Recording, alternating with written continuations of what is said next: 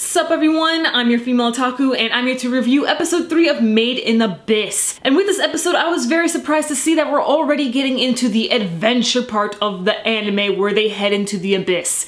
Now, of course, that happened towards the end of the episode, and heck, we didn't even see them land in the abyss. But still, the fact that it happened this fast was pretty shocking to me, and I'm actually very happy with that because, you know, we had a good amount of planning throughout this episode and the characters, you know, said their goodbyes. There's also a bit of hints here and there as like some of the fate to the characters. For example, the little baby boy, I don't remember his name, but it's his birthday tomorrow, and there was a ghost story that Nat said to Reg in the beginning of the episode to where if anyone looks at the mirror on their birthday, then they're gonna die, and then like if the reflection is like, you know, twisted and stuff. And there's been like some cases that 8 children have died in the other countries. Woo! And we also get characterization with Nat, how we find out that he was actually raised in the slums, and his backstory just so happens to be the same excuse that Reg told Leader. And Nat says that he wants to be just like Leader, become a moon whistler and to open up his own orphanage. We also get some hints that maybe Nat likes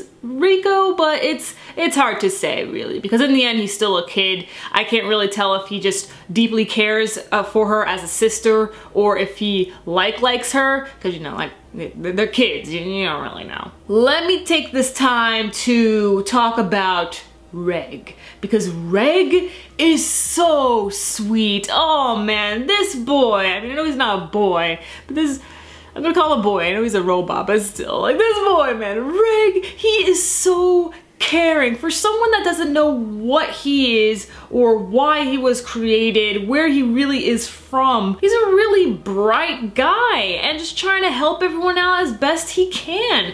It's like, you know, he's grateful for being saved, or maybe he's just naturally kind at heart. Reg gave advice to Rico when it came to forgiving Nat.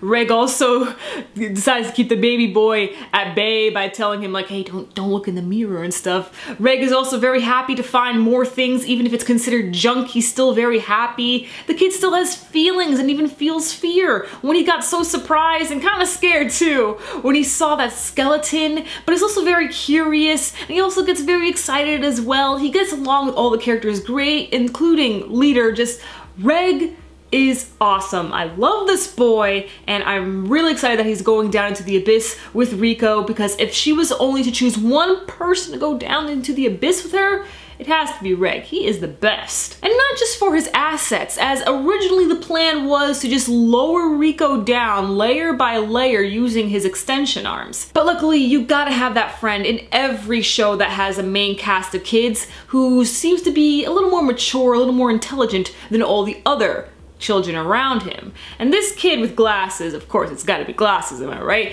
He pulls out a map, an updated map of the abyss, and gives us a rundown of each and every single layer.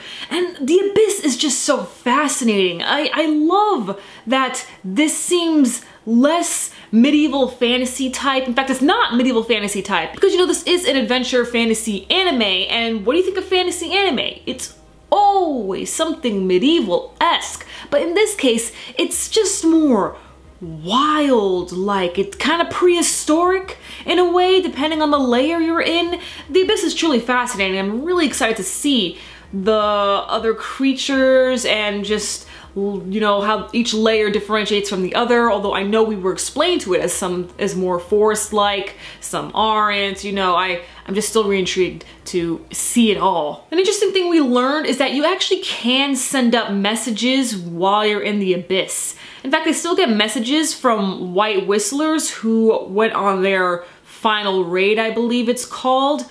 And because messages could be sent up by, like, you know, a gas balloon, something like that, it can be determined whether or not it's true or not. It's hard to say, because, you know, if a letter was sent up, how long exactly did it take to get there, since we don't know the layer that the people are in? But they do send letters or other messages and or relics to the surface, so the kids will be awaiting for a letter from Rico and Reg. But this also gives Rico hope that the letter from her mother is real. We just don't know how recent that letter is. Let me know your thoughts on this episode. And hey, this is episode 3. Did it pass 3-episode test for you? I know it did for me, but then again, I wasn't giving it the test anyway. Sticking with this anime through and through. I don't believe it is confirmed how many episodes it's going to be. I don't know if it's going to be 12 to 13 or 22 to 25 episodes, no idea, but no matter, I'm sticking with it. But again, let me know your thoughts and theories on this episode, and catch me later as I review Rage of Bahamut Virgin Soul.